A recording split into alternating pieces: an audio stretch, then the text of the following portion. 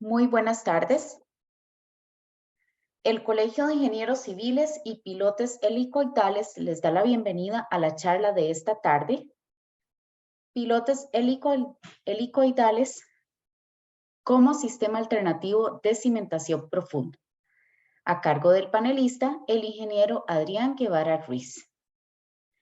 Antes de presentar a nuestro panelista, recordarles que pueden colocar sus consultas en la pestaña de preguntas y respuestas que se encuentra en la parte inferior de esta aplicación. Estas serán evacuadas al finalizar la conferencia. Por otra parte, la charla está siendo grabada y se colocará en el canal de YouTube del Colegio de Ingenieros Civiles, el cual los invito a suscribirse. Ahora bien, presento a nuestro panelista. El ingeniero Adrián Guevara Ruiz tiene 12 años de ejercer como ingeniero civil en campos como diseño, construcción, inspección y reparación de múltiples estructuras típicas, así como en puentes y torres de telecomunicación. Los últimos 7 años ha ejercido como colaborador de Pilotes Helicoidales Costa Rica S.A. en el área de proyectos, logística constructiva, control de calidad y supervisión de instalaciones, acumulando más de 20.000 metros lineales de pilotes helicoidales instalados en los 33.000 que tiene la empresa como tal.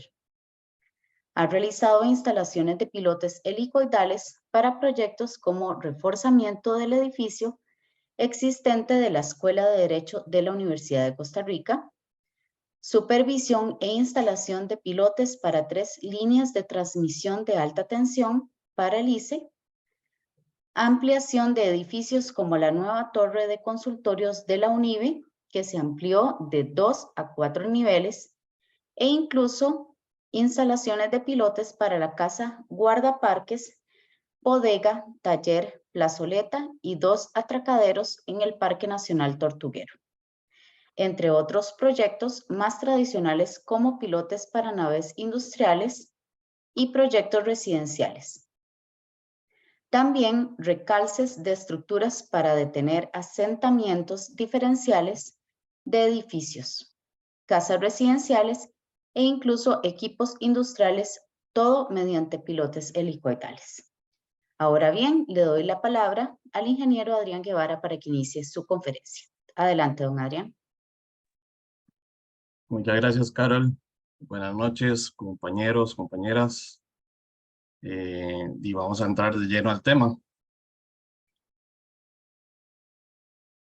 Pilotos helicoidales es una tecnología que tal vez aquí en el país es un poquito más reciente. El sistema en sí se inventó Alexander Mitchell en los 1840, fue cuando se hizo un primer proyecto. Entonces ya ronda más de 150 años. A lo largo de la revolución industrial, pues hubo muchas mejoras del sistema, mejores aplicaciones. Y aquí en Costa Rica, pues, como bien lo mencionó Carlos, ya tenemos varios años de estar en varios proyectos. Eh, Se empezó con el área institucional y se abrió luego a la parte civil. Vamos a entrar de lleno a la parte explicativa. Cualquier consulta que tengan, bueno, ya Carlos lo mencionó, ahí la ponen en el chat. Le damos para el final, o si no, pues después, si no da tiempo, lo mandarán algún correíto o algo por el estilo. El piloto helicoidal, una manera de mencionarlo o de explicarlo, si hiciéramos una analogía donde yo tengo un clavo en la madera, el clavo sería un piloto hincado, el piloto helicoidal sería similar a un tornillo en la madera. Es un elemento de acero de alta resistencia galvanizado al cual se le ejerce una torsión, una fuerza de giro, y se va atornillando el suelo. ¿Qué partes tiene un piloto helicoidal? Vamos a tener siempre una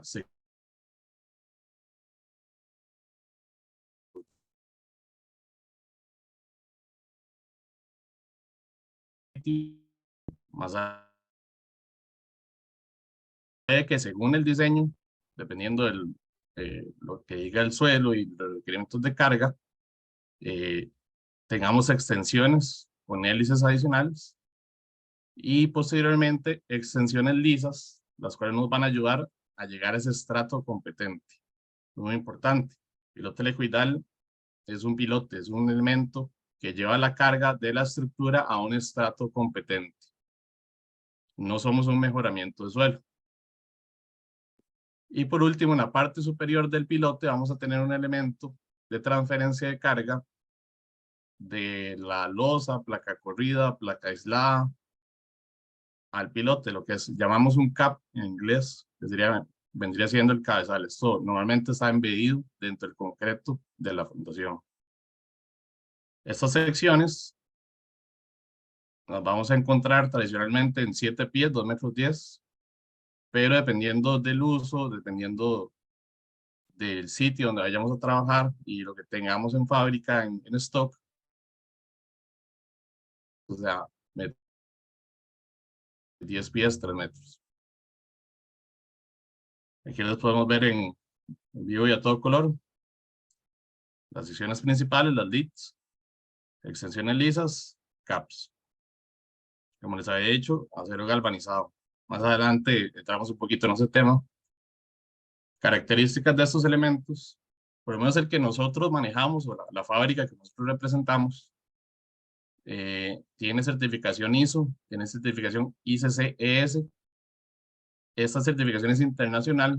Imagínense ustedes como ver una ASTM de un piloto helicoidal, pero comprobándose, donde dice el acero es de tal calidad, según comprobación, según pruebas, la capacidad axial de tanto, las hélices son tanto, etcétera. Esta certificación nosotros la compartimos y es, como les dice la palabra, esta es internacional, entonces esta vale mucho para nosotros.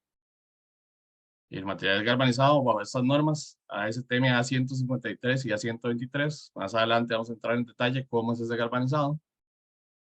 Uno de los elementos diferenciadores del pilote que nosotros manejamos, y en el mercado ustedes pueden encontrar otros pilotos helicoidales estadounidenses o chinos. El nuestro propiamente, el fuste, este elemento central, este tubo central, es a 0 grado 80. Recordemos que las vigas W son grado 50, 55, las planchas de acero son grado 36. Entonces, este es un acero bastante capaz. Como les dije, la parte de las planchas o las hélices en este caso son grado 50. Y además tenemos un acople especial, un macho a hembra, que es lo que hace la unión en sitio.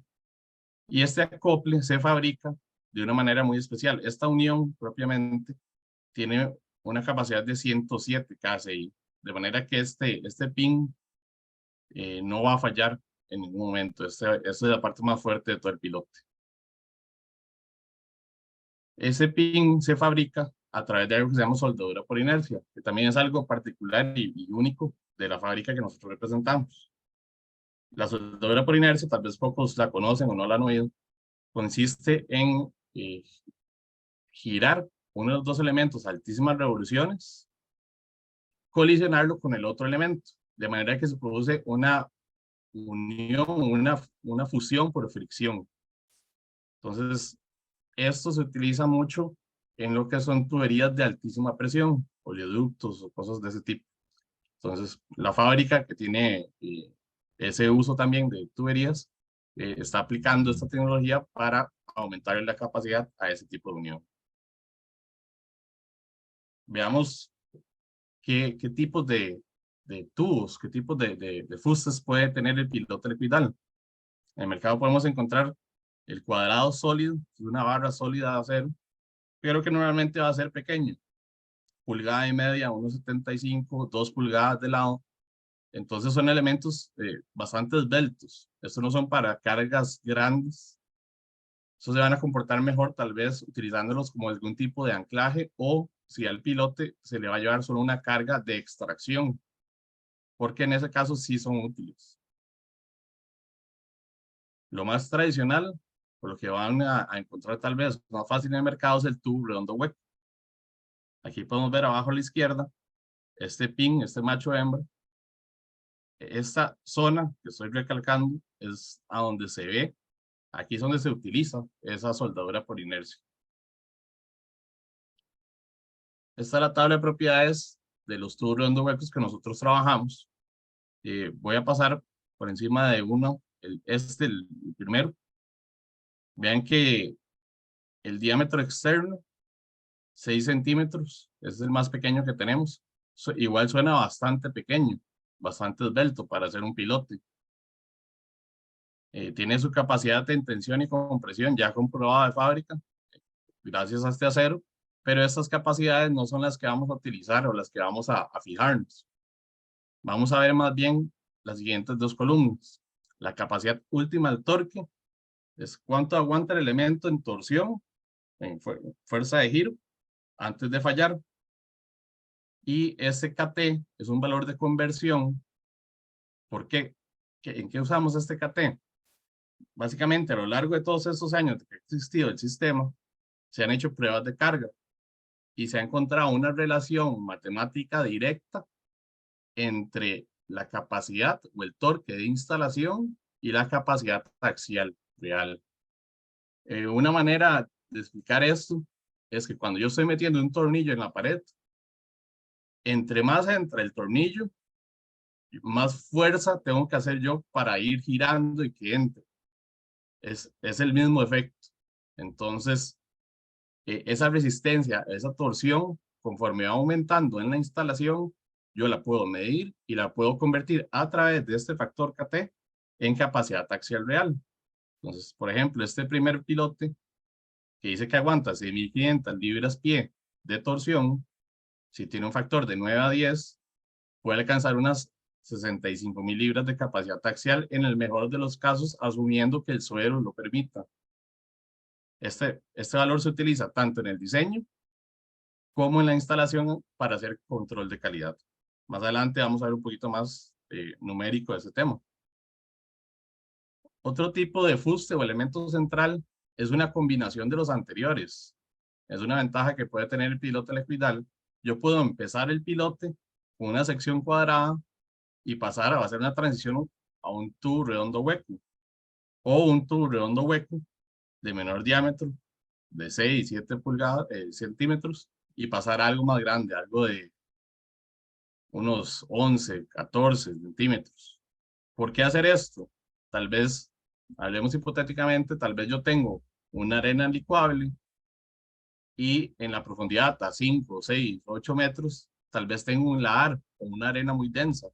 Entonces, el fuste de menor diámetro o el fuste cuadrado van a penetrar más fácilmente ese suelo duro. Pero ¿qué sucede en el suelo superficial? En el suelo, tal vez en el suelo licuable, el suelo que es muy malo. Si viene el sismo en una arena licuable, se quita el tiro, es como si yo tuviera una columna en voladizo. Entonces ocupo algo que trabaje bien como columna. Entonces algo que tenga mayor diámetro. Entonces esa combinación nos ayuda a resolver este tipo de problemas. Aquí podemos ver cómo es esa unión de secciones en el sitio. Vean que ya tengo una sección instalada en el suelo y la otra entra y se le colocan pernos. La cantidad de pernos ya está calculada para la máxima capacidad axial de cada uno de los elementos. Y como pueden ver, esos pernos también son galvanizados. Noten algo interesante, vean el suelo. Ahí no hay un agujero grande, no, el material no saca terreno, no produce excedente. Y otro tema interesante, vean que incluso está el zacate. El piloto helicoidal cuando entra es muy noble, no, más bien él está diseñado para no producir remoldeo y no producir alteraciones en el sitio. Entonces, a la hora de la instalación, es el que tiene menor afectación en el mismo sitio, en la obra o en el mismo terreno. Este es un pequeño flujograma que hizo nuestro diseñador geotecnista. A mí me gusta explicarlo tal vez un poquito diferente, porque es cómo trabajamos nosotros como empresas. Básicamente vamos a tener una serie de requisitos o insumos muy importantes para poder diseñar el piloto helicoidal y nosotros diseñamos, lo hacemos sin costo, presentamos un diseño y una cotización y no cobramos sino hasta el momento que se vaya a pedir el material. Ocupamos tener obviamente el estudio de suelos, que es vital, y hay un anuncio importante. Hagan buenos estudios de suelo, hagan estudios de suelos profundos. Si el estudio de suelo les dice que no hay buena capacidad a los 4 o 5 metros y hasta ahí llegó, hay que invertir en un buen estudio de suelos o a mayor profundidad para saber qué es lo que está sucediendo y encontrar un buen estrato. También ocupamos tener las cargas, es decir, las reacciones de la estructura que provienen del ingeniero estructural, y nosotros las ocupamos sin factorizar, porque el procedimiento de diseño de los pilotos helicoidales es ASD. Entonces nosotros ocupamos lo que se llama las cargas de servicio o las cargas sin factorizar, porque después el piloto helicoidal tiene que cumplir con factores de seguridad.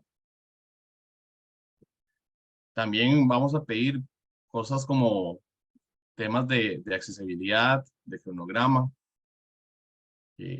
Esos son datos importantes porque nosotros no tenemos o manejamos muy poco stock en el país. Es un material que hay que importar. Normalmente lo importamos de Estados Unidos para que el tiempo de importación no sea mucho. Y muy probablemente algunas de las preguntas que vayan a salir por ahí es ese tiempo de importación. Eso es variable porque nosotros, o la fábrica que nosotros trabajamos, tiene 2 puntos. Uno en Estados Unidos, uno en la India, ambos con las certificaciones del caso, pero el de la India es más costo efectivo, sin embargo, tiene un proceso de importación más largo. Entonces, digamos que si uno maneja algo en stock de fábrica, y nosotros normalmente tenemos cierto stock de la India, pero en Estados Unidos, eso podría estar ya puesto en el proyecto del momento en que se pide al momento que se descarga, unas, si no me equivoco, 2 semanas y media, 3 semanas, por ahí puede estar.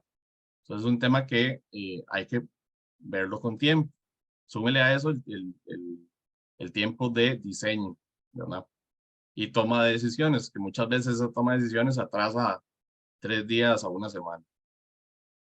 Consideraciones importantes también, el acceso al sitio. Muchas veces, si son recalces, si son reforzamientos de estructuras, tenemos que trabajar dentro de una estructura existente o bajo un entrepiso.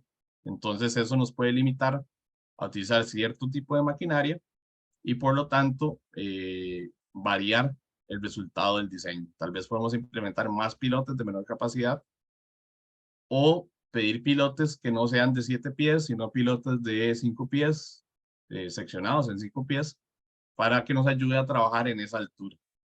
Y otra infinidad de casos. Con esa información se hace un diseño que primero es individual del pilote, se revisa axial, después se revisan desplazamientos laterales, capacidad de pandeo, y posterior se puede hacer revisiones como efecto de grupo, y siempre hay que tomar en cuenta cosas importantes como si hay suelos licuables, si hay suelos colapsables o blandos, si hay algún tema importante o alguna restricción que nos puede obligar a hacer ese pilote más profundo o de cierta capacidad. Un tema importante que nos ha llegado mucho, el tema de estabilidad en un talud. Si usted tiene un pilote y está cerca de un talud, hay que hacer un análisis de estabilidad porque hay que determinar dónde pasa esa superficie falla. Si esa superficie falla toca el pilote o atraviesa el pilote va a llevar o puede sufrir debido a una fuerza cortante en esa superficie de falla. Entonces son consideraciones importantes. Siempre hagan estudios de estabilidad de talud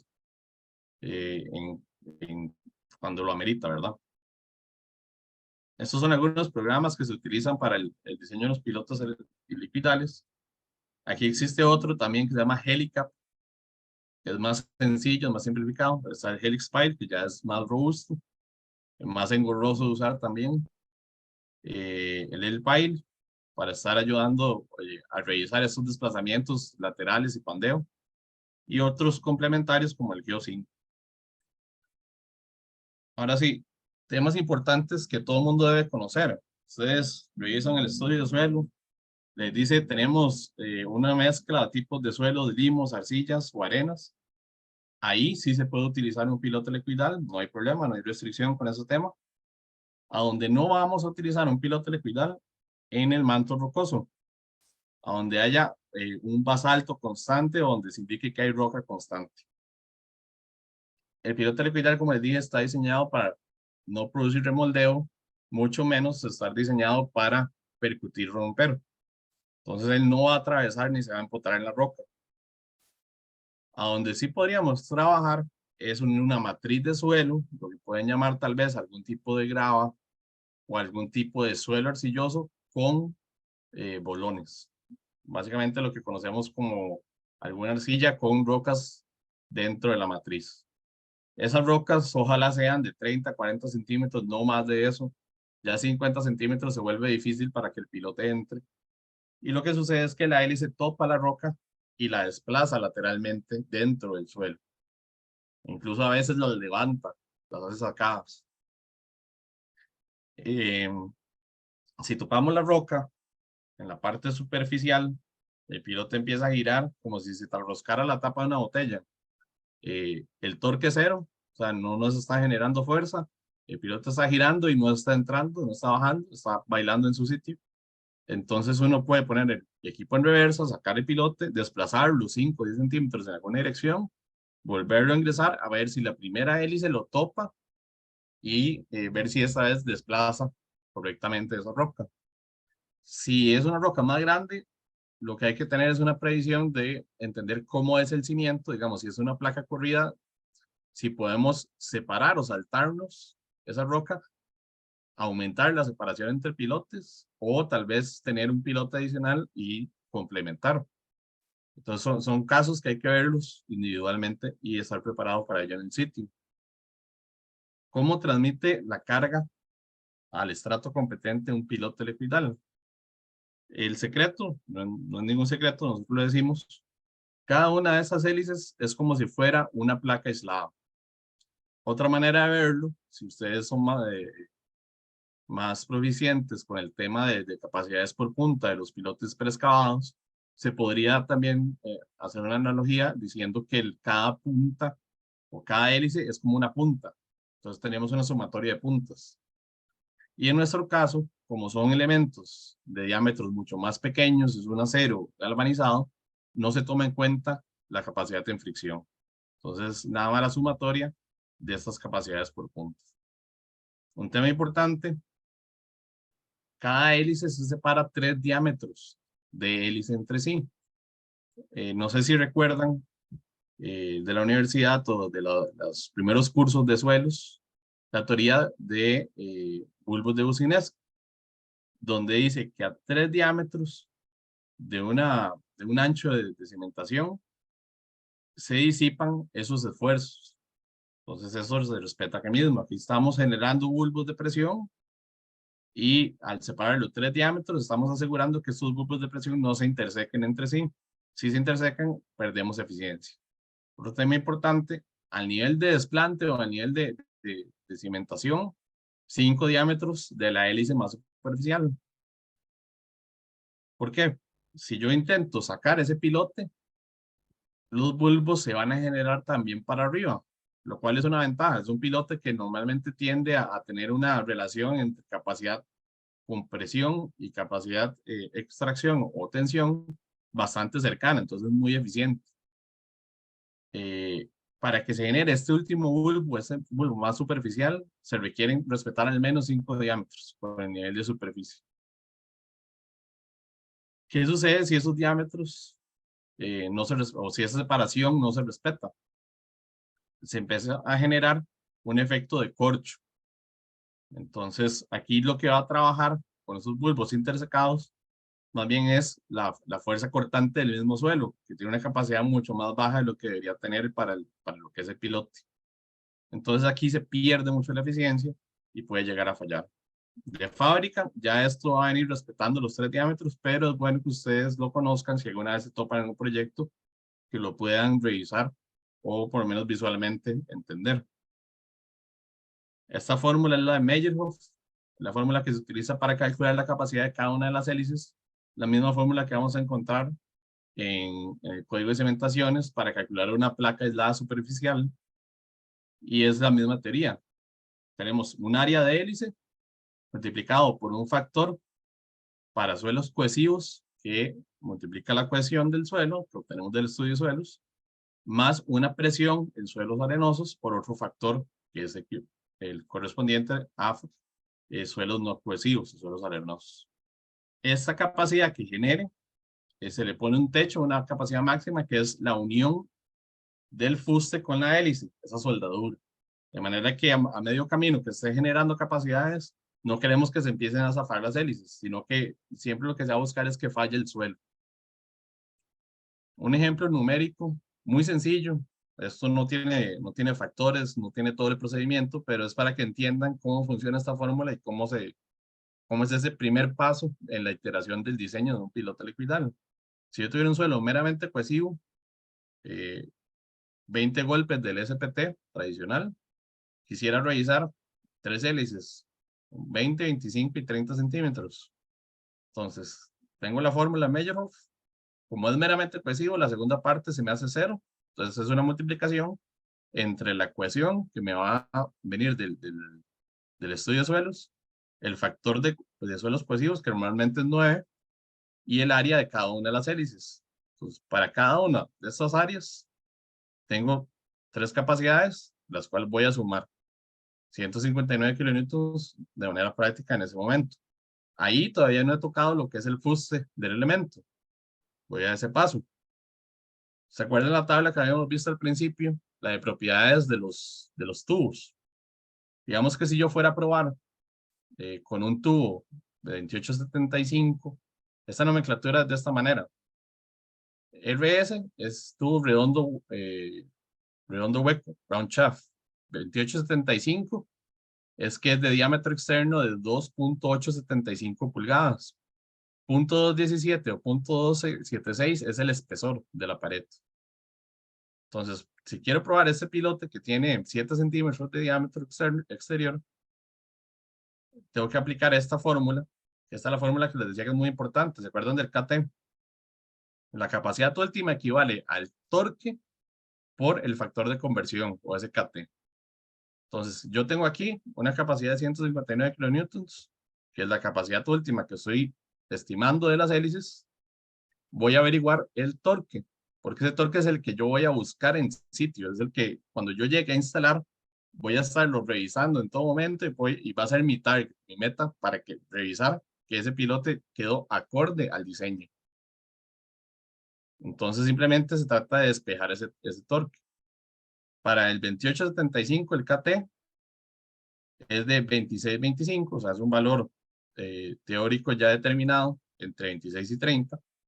Entonces, vean que aquí tengo 6.07 kilonewtons metro de torque. Podemos ver aquí que el 2875-217 tiene una capacidad última del torque de 1.8. Es decir, 0.62 comparado con 1.8, estoy a una tercera parte. O sea, yo podría utilizar un pilote de menor diámetro, porque por capacidad torsional, este pilote está sobrado. Pero después tengo que ir a revisar otras cosas, como el desplazamiento lateral. Entonces, al ser elementos de diámetro pequeño, son más susceptibles a carga lateral. Entonces, ahí es donde ya entran análisis más complejos. Se utilizan programas como el PILE en este caso, donde tenemos el efecto de un pilote con una capacidad axial y una determinada capacidad lateral o fuerza que se le está llegando. Entonces, cómo se comporta y cómo se pandea también. Eso nos puede obligar a aumentar el diámetro del pilote. Cuando tengo fuerzas laterales grandes, normalmente puedo resolverlo con muchos pilotes verticales o incluso jugar con pilotes inclinados. La componente horizontal de un pilote inclinado me va a contrarrestar esa carga lateral si la coloco en el sentido correcto, y eso puede ayudar a buscar eficiencia. Inclinar un pilote liquidal es muy fácil, simplemente como yo lo coloco en el sitio, le doy la inclinación y lo mido con un inclinómetro, y al mismo tiempo que está entrando lo voy midiendo. Es así de sencillo.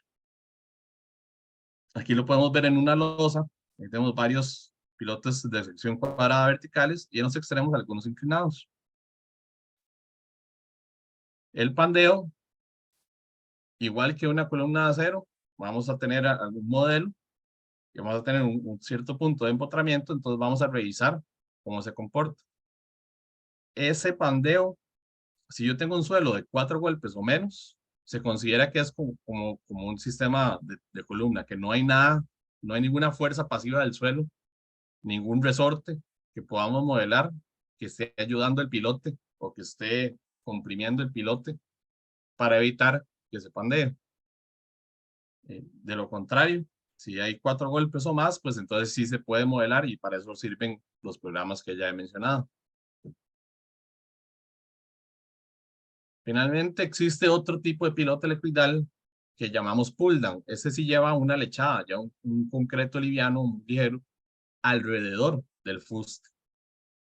Entonces, ahora sí, además de la sumatoria por puntas o sumatoria por capacidades de las hélices, ahora sí voy a aumentar con una capacidad por fricción. Esa capacidad por fricción se determina a través de las propiedades del suelo y la rugosidad de ese concreto o lechada, le llamamos. Y la única diferencia es que va a tener un elemento adicional, bueno, 2 elementos adicionales. Una plaquita de desplazamiento, más adelante la vamos a ver, que es un disco que tiene 2 placas. Conforme el pilote va girando, él va desplazando lateralmente el suelo y va abriendo ese hueco. El pilote va bajando y va a ir succionando la lechada, por eso se llama pull down. Y entre sección y sección vamos a tener un disco también, pero este disco no tiene las planchas, es simplemente un disco para generar ese efecto de empujar la lechada y producir esa succión. Como les digo, más adelante lo vamos a ver. Veamos cómo se instala un piloto helicoidal. Aquí tenemos un rotor hidráulico que es el desatornillador gigante que se va a encargar de meter el piloto helicoidal, siempre adosado a un torquímetro. Como ya vimos, hay una relación directa entre capacidad y torque. Entonces yo ocupo estar siempre midiendo ese torque, esa fuerza de giro, esa instalación. Para alimentar este rotor hidráulico, alguna maquinaria. Entonces, como les dije ahora, tenemos una relación directa. Capacidad alta probablemente va a significar torques altos, lo que va a indicar un requerimiento hidráulico grande. Entonces puede ser que sea equipo mediano o grande, como un bajo, o puede ser algo pequeño, como un mini cargador, algo como este Bobcat, una mini excavadora. Por el otro lado, algo grande, va a ocupar cosas grandes, tradicionalmente una CAT 312, una CAT 320. Comparemos este tamaño de rotor, ven el tamaño de las personas, o este rotor pequeñito, siempre con torquímetro. Ahora veamos ven el tamaño de las personas con un rotor grande. Este piloto es interesante, eso es de la línea de transmisión que entra desde la 32 a la terminal de contenedores de Moín. Toda esa línea está en torres de transmisión que está montado sobre pilotes helicoidales. Es un trabajo que se hizo con el ICE. Y esos pilotes tienen el récord de profundidad de pilote helicoidal en el país. Rondan entre los 22 y 38 metros de profundidad, atravesando una capa de coral fracturado. Aquí podemos ver cómo va entrando un piloto helicoidal. Quiero que noten a dónde va a entrar la primera hélice, va a entrar la segunda hélice. ¿Por qué? Como les dije, el piloto está diseñado para no producir remoldeo. Vean que ahí incluso no está sacando tierra, no está sacando el suelo. No solo se respetan los 3 diámetros, sino que también se respeta un mismo plano de acción, un mismo ángulo de la hélice. Ese video también es en tiempo real, no está acelerado. Esa sección de 2 metros entra en el suelo en cuestión de minuto y medio. Entonces, un tema que también es importante, la velocidad de instalación compensa mucho el tiempo de importación. Un equipo o una cuadrilla pueden instalar en condiciones normales, si es una construcción nueva, pueden hacer entre unos 120, 180 metros lineales de piloto helicoidal por día. Y la ventaja del piloto helicoidal es que no hay que esperar a que fragüe, a menos que sea el pull down. El pull down sí, nosotros siempre lo dejamos como última opción, es más caro, es más complejo. Entonces, ese tiene toda su ciencia por detrás y es un tema aparte. Entonces, la velocidad de instalación es una ventaja importante en pilotes helicoidales. Control de calidad. Lo primero que les había dicho, el torque. Lo que está sucediendo en el torquímetro cuando está entrando, lo estamos viendo en alguna pantalla y nos va diciendo cómo se está comportando ese torque. La norma lo que dice es que yo tengo que hacer una lectura de torque cada 30 centímetros o cada pie en toda la profundidad del pilote en el 100% de los pilotes instalados. Eso genera una memoria de instalación. Esa memoria de instalación, fábrica se deja una copia, nosotros nos dejamos otra copia y se entrega al cliente otra copia. Cliente se llámese cliente final, más contratista o inspector estructural, quien sea. El tema importante, cómo revisar esa capacidad axial real de ese pilote. El promedio del último metro en lecturas de torque, ese es el promedio, ese factor es el que se va a convertir a través del KT y es el que me dice la capacidad axial real. Otra manera de hacer control de calidad son a través de pruebas de cargas en pilotes. No sé si alguna vez alguien ha presenciado o ha realizado una. Si no lo ha hecho, no se pierde mucho, son relativamente aburridas. Básicamente, tenemos abajo el pilote helicoidal o es igual que cualquier otro pilote o micropilote. Tenemos el elemento, se extiende una varilla de alta resistencia y arriba tenemos un gato de postensión. En este caso es una prueba a tensión, es decir, voy a sacar el pilote. El gato de postensión ya está regulado, entonces vamos a estar haciendo incrementos de presión que van a simular la carga. Y en la parte inferior, directamente adosado al pilote, a la cabeza, independiente de todo el conjunto, tenemos deformímetros. Entonces se genera la curva de esfuerzo de formación. De eso consiste una prueba de carga.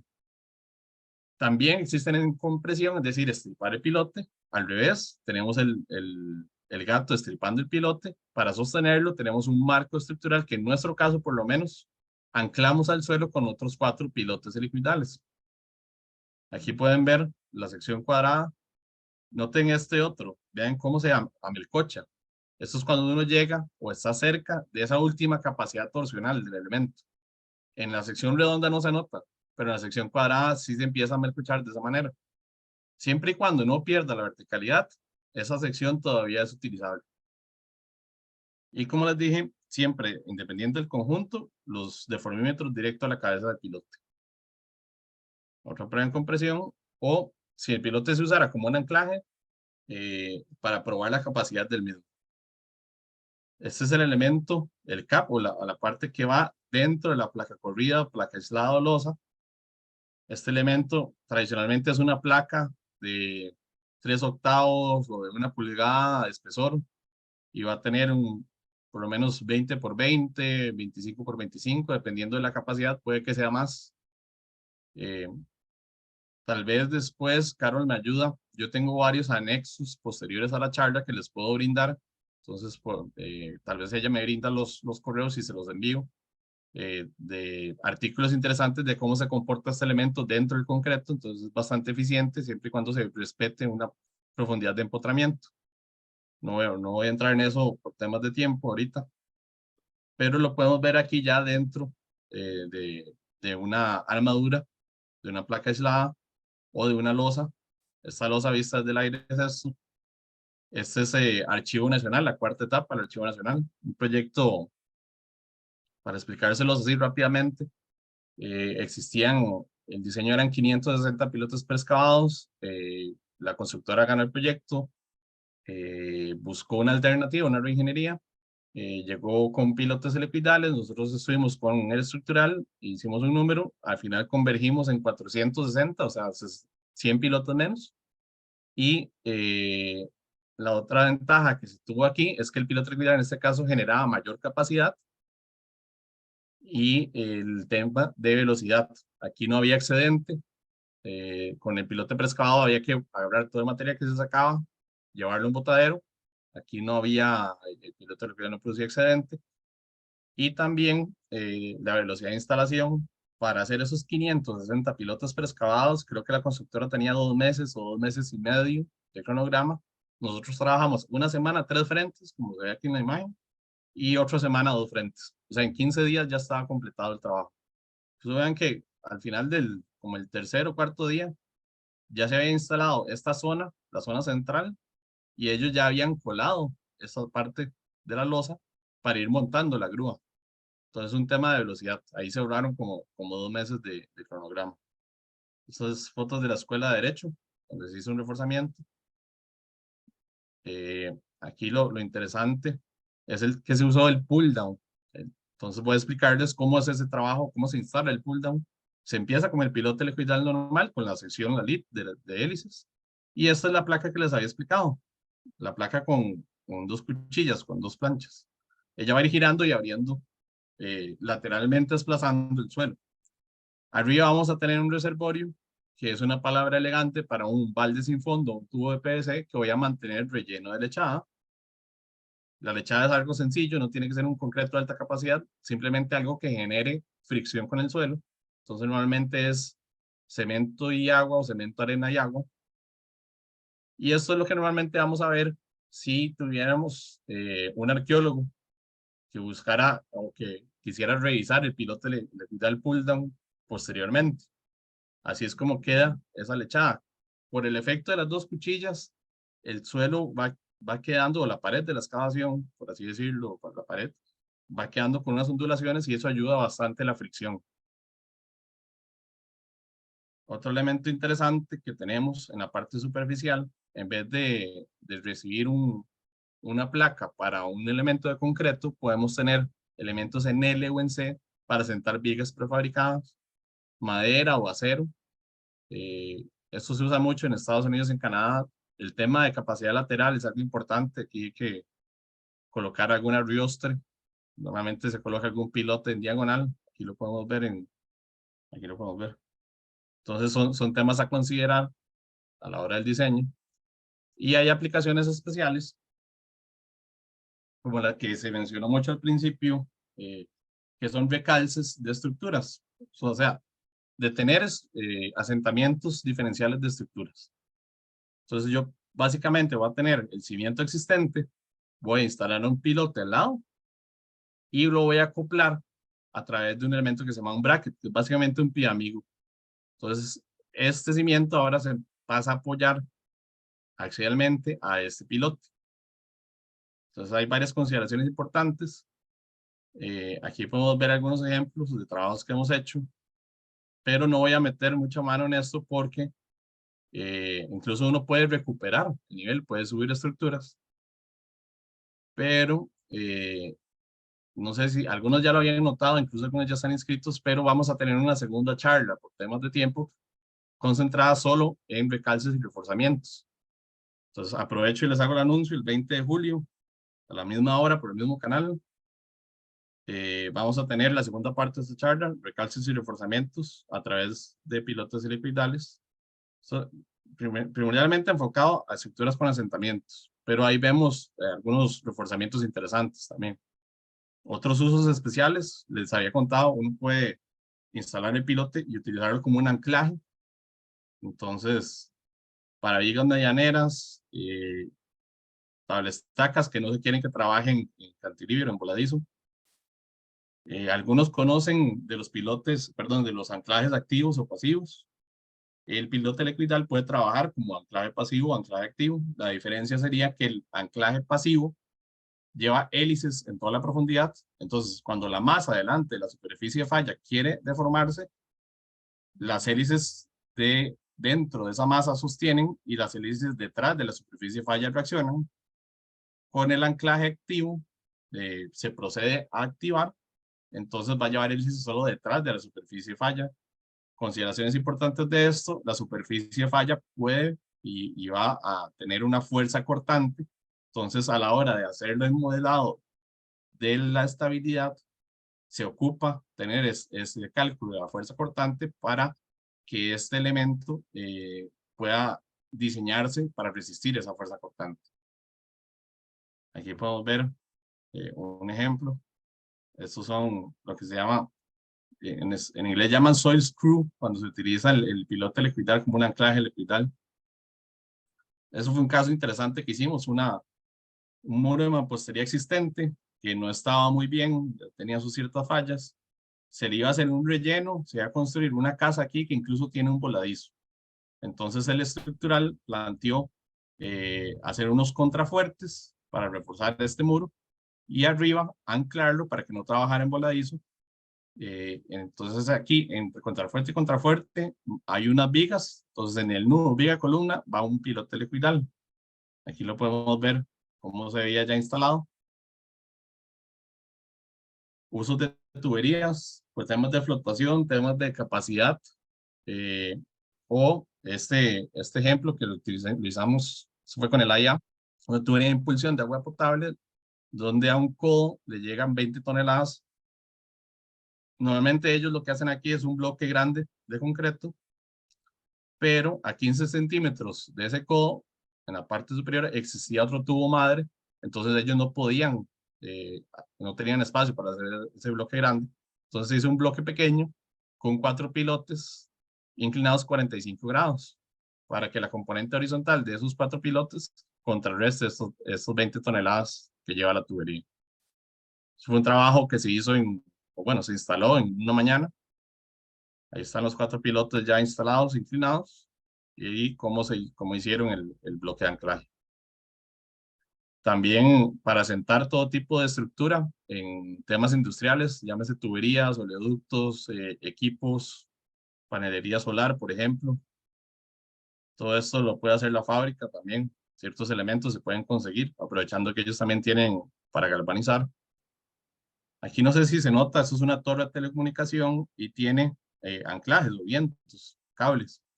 En vez de llegar esa tensión, en vez de llegar a un bloque de anclaje grande de concreto, llega un pasador mecánico que tiene múltiples pilotes helicoidales. Y lo que llamamos eh, estructuras o cimientos sin concreto, donde tenemos una transición directa de la estructura al pilote helicoidal. Esto siempre va a ser una recomendación importante. Si el pilote tiene que volar hasta un nivel de entrepiso, es preferible que el pilote quede no más del metro arriba del nivel de terreno y que de ahí para arriba se resuelva estructuralmente, porque si este pilote empieza a volar, eh, se va a hacer mucho más caro, básicamente, como cualquier columna de acero. Aquí podemos ver estas naves industriales, estos marcos. Aquí tenemos un pilote vertical y uno inclinado. El efecto de nave industrial va a tender a abrirse y a cerrarse. Entonces, ese pilote inclinado es muy importante para contrarrestar esa carga lateral, que es bastante grande. Aquí pueden ver esas uniones mecánicas con diferentes tipos de estructuras. De fábrica se puede hacer esto, o sea, si el estructural nos brinda una columna que tiene requerimiento 7 pernos y un ojo chino, la fábrica lo puede hacer. Entonces, eso se puede contemplar. Aquí podemos ver algunos ejemplos de torres de transmisión eléctrica. Esto es en Chile. Vean, donde no se utiliza concreto. Si se utiliza una ingeniería muy interesante, eso se las trae, ¿verdad? Pero es realizable. Vean incluso en el agua. En estos casos lo que se utiliza, aparte de que es galvanizado, se utiliza un diámetro mayor y un área efectiva del pilote. Y no nos vayamos tan largo. Aquí en Costa Rica, gracias a ICE, ellos hicieron un diseño donde montaron unos monopolos similares a los que están ahí en la radial de Coyol, pero eso es en la zona de Río Claro, yendo hacia Golfito, perdón, después de Golfito, yendo hacia Ciudad Neily, donde tenemos estos monopolos. Cada uno de estos monopolos llega a una corona de acero, de la cual se extruyen vigas que están soldadas a 13 pilotes helicoidales. Estos 13 pilotes tienen 22 metros de profundidad. Y este es otro proyecto muy interesante que nos gusta mostrar siempre. Ese es la Casa Guardaparques en el Parque Nacional Tortuguero. Más adelante tengo más imágenes de eso. Pero lo que les decía, si el piloto tiene que volar del nivel de terreno y llegar a alguna estructura, en este caso era una losa nervada, que era el entrepiso, tener cuidado con esas cargas laterales, porque esto puede tender a hacerlo más caro. Hay que aumentar el diámetro, entonces tiene su cuidado. En este caso, noten que si bien es un elemento para que esté embebido en concreto, aquí se arma por encima. Aquí lo que se hizo fue que a los caps o las tapas, el estructural lo que diseñó fue que se le soldaran unos conectores de cortante, entonces las vigas están sentadas encima de los mismos, pero tienen unos conectores de cortante. Es una solución estructural bastante interesante. El tema del galvanizado, les había mencionado, norma ASTM A153. Eso dice 3,5 mil de espesor de galvanizado para 100 años de vida útil a través de inmersión en zinc fundido. Esta imagen es radiografía de metodología de galvanizado. Inmersión en zinc fundido, el hot dip galvanize, es la que tiene menos aire atrapado, es la que pide la norma. Aquí podemos ver si una estructura galvanizada, cómo se comporta o qué vida útil tiene dependiendo de los ambientes. Entonces, 3,5 mil, lo que pide la norma, debería llegar a 100 años de vida útil en condiciones normales, pero hay condiciones críticas que tenemos aquí en el país, tropicales, marinas o incluso industriales, que pueden ver bastante reducida esa vida útil. El pilote no está expuesto, va a estar en el terreno, pero igual puede sufrir. La fábrica lo que trabaja son con 5 a 6 mil, es un poquito menos del doble, pero está protegido para tratar de llegar lo más cercano posible a esos 100 años de vida útil y además por temas de manipulación. Si llega el material en un camión, lo empiezan a hacer tirado, cae sobre rocas, cae uno sobre el otro, se puede raspar y puede perder parte de ese galvanizado. Entonces es un tema también de manipulación. Las aplicaciones, hemos hecho casas, casetas, edificios, tanques de agua, silos, por ejemplo. Hemos diseñado puentes, pero no hemos construido un puente todavía, estamos persiguiéndolo, así que si alguien tiene un puente por ahí que ocupa pilotes, tóquenos la puerta. Reparación y reforzamiento de estructuras, recalces, eso lo vamos a ver en la próxima charla, bastante interesante. Anclajes pasivos y activos, es poco el uso, porque hay que darle mucho trabajo en la parte de diseño, pero es posible. Torres de transmisión de telecomunicación, para tuberías y otro tipo de industria. Voy a pasar rápidamente unos ejemplos. Esta es Torre Sensa, algunos la conocen, ahorita ya está completa. Este edificio no tenía problemas de capacidad soportante, sino que estructuralmente la gente de IEC había determinado que las cargas dinámicas, es decir, sismos y viento eran muy grandes. Entonces ellos ocupaban anclar el edificio. Entonces lo que lleva son pilotes en puntos estratégicos de la losa, de manera que el sismo y el viento se los llevan los pilotes. Aquí podemos ver cuando estaba la losa de cimentación. Aquí salió otro proyecto que no voy a entrar mucho en él por temas de tiempo, pero básicamente ellos tenían que parar una segunda grúa aquí a 1 metro del muro, y este muro de tipo sótano, aquí a la izquierda está la calle principal, este muro tipo sótano no estaba diseñado para una carga puntual de una grúa. Esa grúa era para sacar esta otra grúa. Entonces ahí hubo que hacer un análisis de disipación de carga. O sea, ahí están los datos. Eso fue un trabajo que hizo un compañero que trabajaba antes con nosotros. Pero básicamente lo que hizo fue reforzar con 5 pilotes en la zona donde iba a estar parada cada una de las patas de esa grúa. Entonces la constructora lo que hizo fue dejar esos pasadores y se utilizaron pilotes o anclajes que se activaron. Y noten que aquí este no está galvanizado. Como es un uso temporal, no hacía falta pedirlo galvanizado para que fuera un poquito más económico. Otro proyecto, este es Starbucks, tanto la unidad agronómica como Hacienda, Alcacia o Alsacia, no recuerdo bien el nombre, que uno puede ir ahí, está a la par de la calle, irse y tomar un café bastante caro, pero en un lugar muy bonito. Ambos proyectos se utilizaron pilotes helicoidales. La escuela de Derecho, aquí el estructural, en este caso IECA, lo que hizo fue abrazar la estructura existente y se reforzó la misma. Ahí aplicaron fibra en muchas vigas y columnas, pero se generaron dos, si no me equivoco, 2 muros de cortante en los extremos y uno aquí en la zona de las escaleras. Los muros de cortante llevan mucha carga hacia el cimiento, mucho momento y mucha carga lateral. Entonces esas losas que pueden ver aquí no eran suficientes a pesar de que la capacidad no era mala en el suelo. Entonces ocuparon pilotes circuitales. Aquí podemos ver, ya ahí ya están construidos esos muros. Aquí se puede ver cómo las condiciones que trabajamos. A veces estábamos a tope con el entrepiso y a veces teníamos más bien 4 metros de profundidad. Entonces era muy variable. Entonces el sistema que utilizamos es muy versátil y se puede adaptar fácilmente. Ahí para este proyecto teníamos un requerimiento de 74 toneladas por pilote. Las pruebas dieron entre 77 y 80 toneladas, bastante satisfactorio. Se hicieron 2 en compresión y 2 en tensión, que es lo que había solicitado la Universidad de Costa Rica. Este es otro proyecto, una nave industrial.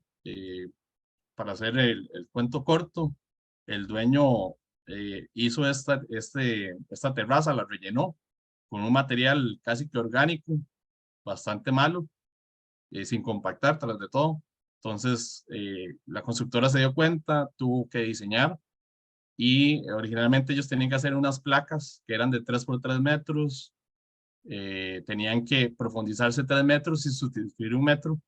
Con nosotros, más bien lo que hicieron fueron placas más pequeñas y subimos el desplante. Entonces, fue una eficiencia en cuanto a ahorro de material y a velocidad de construcción. Tal vez alguno va ahí a la feria de Guadalupe. Ahí está el campo ferial. Esta estructura también muy similar. Estructuralmente hablando, es una nave industrial. El tema aquí es que el arquitecto nunca hizo un estudio de suelos. Entonces, cuando la constructora llegó, empezó a excavar para hacer la placa corriente que tenía el diseño. Empezaron a salir pedazos de inodoro, pedazos de ladrillo, y resulta que una parte de este predio fue en algún momento un relleno de basura, hace, no sé, 80 años. Entonces, la capacidad era malísima. Hubo que implementar pilotes y hacia la profundidad había un ladar muy capaz, muy bueno. Entonces, en este caso, se utilizó un pilote que era tipo combo, una sección cuadrada que luego pasaba a una sección redonda hueca. Noten que aquí estos pedestales son estos mismos que están en el diagrama. Aquí hay pilotes inclinados 10 grados con la vertical. Por lo mismo, la carga lateral que hay en esos marcos es importante, entonces se inclinan los pilotes para contrarrestar esa carga lateral. Perdón, aquí podemos verlo como se veía ya construido. Es un caso interesante, una persona que tiene como 1 hectárea de bosque aquí en San Rafael de Sabanilla y estaba construyendo la casa no me acuerdo si era el hijo, la hija, algo así. Y el único acceso que había al área de trabajo es ese pórtico. Resulta que ese pórtico, por razones personales, no se podía tocar. Si uno tocaba una hoja de alguna planta, había multa. Entonces era un cliente bastante complicado, en una condición bastante complicada y ocupaban una cimentación profunda. Entonces, en base al único equipo que podía entrar ahí, nosotros diseñamos viendo qué capacidad podía llevar un rotor montado en ese equipo. Entonces, placas que tal vez ocupaban 3 o 4 pilotes se fueron con 5 o 6 pilotes, debido a la capacidad limitada de este equipo alimentando este rotor.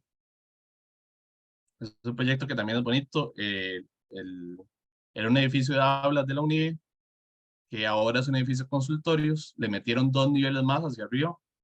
Estructuralmente hablando, este edificio es de marcos y columnas de concreto. En medio de cada marco de concreto se aplicaron otros marcos de acero que llegan a formar la estructura del tercer y cuarto nivel. Entonces, de lado a lado, de ancho a ancho, lo que pasa es una placa que está montada sobre múltiples pilotes debido a la capacidad soportante que tenía. Ahí se utilizaron pilotes de menor tamaño o menor sección para poder trabajar debajo del entrepiso existente. Y ahí se hizo un tándem de trabajo interesante. Se excavaba los laterales, instalábamos en los laterales, se excavaba el centro, instalábamos el centro y repetíamos. Aquí abajo Ahí pueden ver cómo se estaban instalando los pilotes con esas secciones cortas. Y abajo pueden ver ya cómo armaban la losa ya con los pilotes dentro de la misma. Otro tema interesante, aquí a la izquierda hay un parqueo en 2 niveles y había que meter pilotes en medio de las dos estructuras. Entre pared y pared hay 75 centímetros. Entonces ahí lo que optamos fue por aprovechar el mismo parqueo, llevar el equipo al segundo nivel y utilizando extensiones adicionales desde el segundo nivel, metíamos el pilote hasta la capacidad requerida. Y este es el proyecto de Tortuguero, lo que se llama la casa guardaparques, que ahí como pueden ver la imagen, en realidad es una estructura de 2 niveles, no es tan casita. Ahí, bueno, a esa parte ya la vieron, es una losa nervada que funciona entre pisos, está elevada a 90 centímetros a nivel del terreno porque toda esta zona tiende a inundarse debido al canal. Aquí a la izquierda pueden ver, esa es la casa guardaparques, ahí también se hizo una bodega que se ve aquí a la derecha, que está a la margen del canal, un bodega taller y 2 atracaderos. Aquí pueden ver, tuvimos que en la misma barcaza con la que llevamos la maquinaria, la aprovechamos para instalar en el agua los pilotes de lo que es estos 2 atracaderos. Hoy por hoy ustedes pueden ir y van a encontrar también en esta zona intermedia, ya no están estas casas, sino que aquí hay una plazoleta y una torre. Para la plazoleta se hizo el mismo sistema con pilotos helicoidales. Básicamente, aquí pueden ver lo que les había comentado, las losas las vigas de la losa nervada quedaron conectadas a través de, para redundancia, conectores de cortante, y esto es lo que se ve expuesto por debajo. Básicamente esa es la presentación o la introducción de pilotos helicoidales. Ahí está mi contacto. El compañero Diego Cordero es geotecnista, él es nuestro diseñador, y don Carlos Jiménez, que es el representante de la empresa. Nos pueden encontrar en LinkedIn, en Facebook, y muy pronto estaremos publicando también página web. Muchas gracias, buenas noches, y no sé si queda tiempo para alguna pregunta. Creo que hay una ahí en el chat. Sí, es correcto, don Adrián. Hay una anónima, dice, aplicaciones de pilotos helicoidales en carreteras como control de taludes. Existen diferentes alternativas. Se puede utilizar como anclajes. Ahí el tema o la parte complicada de realizar el anclaje es lo que les había mencionado. Uno tiene que modelar primero la estabilidad y luego modelar el talud con el anclaje helicoidal o con el pilote y determinar esa fuerza cortante. Esa fuerza cortante hay que luego volver a revisar el pilote a ver si la cumple o si hay que aumentar el diámetro del mismo. Entonces es un proceso iterativo que es complicado, hay que hacerlo con la persona que esté haciendo ese análisis de estabilidad y eso tiene un costo. Normalmente en anclajes, el anclaje helicoidal va a alcanzar una capacidad a una profundidad menor. Entonces también por eso es importante saber la profundidad o la posición de esa superficie de falla crítica. Y existen otras alternativas. Se pueden hacer vigas que estén soportadas con pilotes verticales y en medio de los pilotes verticales unos pilotes inclinados. Son, por ejemplo, esto que está muy de moda ahorita, pilotes secantes o pilotes como lo que se hizo aquí en circunvalación. El helicoidal no tiene ese uso, hay que respetar 3 diámetros de la hélice mayor para que puedan generar esa capacidad de los bulbos. Entonces, ese tipo de uso no se da. Entonces, es importante tenerlo en cuenta.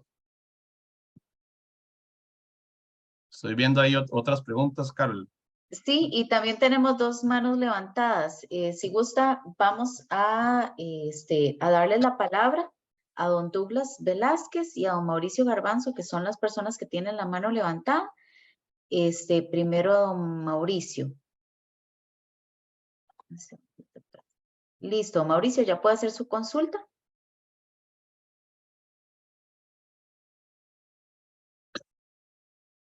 Está muteado. Por cualquier cosa, tiene que activar el micrófono. ¿Ahora me escuchan? Sí, Listo, es correcto. Mauricio. Eso, Adrián, ¿cómo estás? Pura vida. ¿Todo Dale. bien? Básicamente la consulta es la aplicación de estos pilotes, digamos, en lo que son tal vez naves industriales o en las cimentaciones. ¿Cuánto es el ahorro que uno podría tener? Y si esto aplica para todo tipo de construcción, o son básicamente construcciones donde tal vez la capacidad de suelo sea muy, muy baja y las soluciones que tal vez se implementen de placas sean bastante caras. No sé si Sí, sí te comprendo. Si vos querés ahorrar, digamos, si tenés un buen suelo, pero igual por el diseño de la cimentación te obligan a bajar 1 o 2 metros, Ujú. o tenés tal vez una sustitución de 1 metro, tal vez ahí no vas a encontrar un ahorro sustituyéndolo por un pilote, porque el pilote tiene su costo. Eh, entonces, la recomendación es que si hay una necesidad de una cimentación profunda, eso es una alternativa. Eh, si tuvieras una complejidad de hacer una placa tradicional, tal vez por un tema de espacios o que tal vez tenés a la par una estructura que puede correr riesgo con la excavación, entonces ahí se puede ver la alternativa. Pero entonces hay que tomar en cuenta que ya no se vuelve un tema de costos, es un tema de cuál solución es viable y cuál no. También si tenés que trabajar dentro de una estructura y tenés que hacer placas muy grandes, pero no se quiere demoler mucho, o a veces hay que trabajar en sitios donde no se puede parar la producción. Entonces, hay un ejemplo que va a venir en la próxima charla que es muy interesante de eso. Entonces, son soluciones alternativas que son muy interesantes y se pueden aplicar. El tema del costo, yo sé que va a ir por ahí de la mano y creo que en el chat hay una pregunta del costo también. Es muy variable porque nosotros tenemos diferentes fustes, combinaciones de fustes, cantidades de hélices. Les puedo decir algo así como que hay un rango de entre $80 por metro lineal hasta $250 por metro lineal. Entonces, la gente siempre nos pregunta cuánto cuesta el metro lineal, y pues en ese rango, muy variable. Eh, y hemos tenido proyectos donde lo solucionan con 1000 metros lineales de pilote preexcavado y nosotros lo solucionamos con 700. O a veces al revés, a veces nosotros metemos la misma cantidad o un poquito más, pero en un pilote que puede ser un poquito más económico o más rápido. Entonces, cuando nosotros pedimos que nos comparen no el costo de cotización versus cotización por metro lineal, sino más bien la solución completa. Si se están ahorrando, no tener que hacer botado de material y temas de tiempo. Ujú. Excelente, muchas gracias. Con gusto. Seguimos con la siguiente consulta de don Oscar Delgado. Dice, ¿cuál es el rango de costo por ML? La pregunta puede ser imprudente, pero tener un estimado de costos actuales, el rango por ML. Es lo mismo que acabo de comentar. Hemos tenido proyectos que han salido en $80 por metro lineal, hay otros que han salido en 250. Un promedio podría ser unos $120, $150, pero al final de cuentas, ¿cómo sacas después los metros lineales para corroborar ese dato, verdad? O pues tener un aproximado. Entonces, nosotros siempre, por más que la gente quiera dar un número antes de hacer el diseño, es muy difícil, muy difícil. Entonces, siempre vamos a recomendar tener por lo menos el estudio de suelo, las cargas, algún planteamiento de la estructura que uno pueda modificar para poner los pilotes. Y nosotros no cobramos por ese diseño, esa cotización.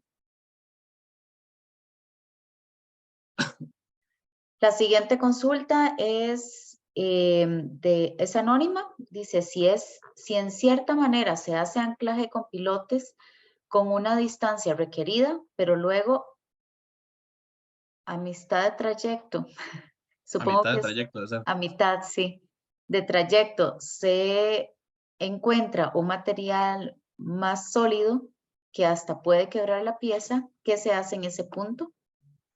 Ok. Puede pasar no solo con anclaje, puede pasar utilizando algún pilote vertical. Eh, Como les dije, uno siempre está midiendo el torque. Entonces, hay que entender si existe una profundidad mínima requerida. Por ejemplo, si en el proyecto, en el estudio se los determinó que de tal profundidad a tal profundidad hay una arena licuable, nosotros no nos podemos apoyar y ninguna persona debería apoyarse en un estrato que sea licuable, ningún sistema. Entonces, si existe una limitación de que tengo que llegar mínimo a cierta profundidad, hay que resolverlo, ya sea mover el pilote 5, 10, 20 centímetros en alguna dirección, complementar con pilotes adicionales de ser el caso. Si no hay ninguna restricción mínima, simplemente es un tema de capacidad lateral y capacidad axial. Entonces yo estoy metiéndolo y si me encuentro con un material más duro y el pilote me registra y me dispara ese torque, eso me cuenta también como que está quedando, de manera muy coloquial, como que está quedando bien duro ese tornillo. Nos ha pasado que a veces en alguna porción del proyecto o una esquina, por decir algo, el torque empieza a dar antes de la profundidad de diseño. Y es porque lamentablemente los estudios de suelo que se contratan comprenden solo 1 o 2 puntos muy específicos de un área muy grande. Entonces, siempre existe variabilidad. Nosotros, es un tema importante, manejamos extensiones adicionales porque normalmente eh, tenemos que tener ahí una salvedad. ¿Qué sucede si no llegamos al torque? Ir un poquito más profundo, que normalmente ya eso ayuda para que suba el torque. Entonces, esa variabilidad nos puede afectar. Ese 10% de extensiones adicionales que manejamos nos puede salvar la tanda. Entonces, esa variabilidad del suelo es muy importante tenerla en cuenta. La siguiente consulta es de don Gerald Serrano. ¿Cómo se controla el pandeo local o global durante el proceso de instalación y después de su uso ante un evento sísmico? Ok, el elemento normalmente no se va a pandear cuando uno lo está instalando. Si está llegando a un extremo ¿cómo decirlo? Si fuera un elemento muy pequeño, digamos el de sección cuadrada de 1,5, de 2 pulgadas, se está instalando, se está aplicando la fuerza de giro, no es normal que el equipo estripe el pilote para que se produzca ese pandeo durante la instalación. Sí aplica un poco de fuerza hacia abajo, pero no debe estar metiendo todo el peso del equipo. Entonces, normalmente no se debería pandear. Visualmente uno lo tiene que estar viendo, lo tiene que estar revisando. Posteriormente, no hay manera de controlarlo, igual que con cualquier otro pilote o micropilote, a menos que hagas alguna prueba especial. Eh, para eso se diseña el pilote, básicamente, para revisar que no se produzca ese pandeo en esas condiciones. Muy importante eso que acabo de decir en la pregunta anterior. Si yo tengo que ir más profundo porque el torque no me está dando, no estoy llegando al target, meto 1 o 2 extensiones más, ya son 2 metros, 4 metros, 6 metros.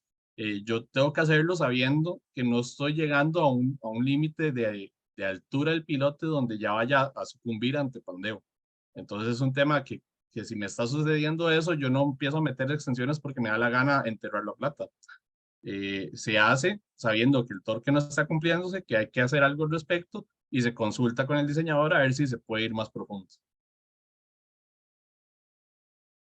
Bueno, por cuestiones de tiempo vamos a dar por finalizada la conferencia. Invitamos a Rebeca Delgado, que tiene la mano levantada, a anotar su consulta en la pestañita para poder transmitírsela a nuestro panelista y así poder enviarle la respuesta vía correo electrónico.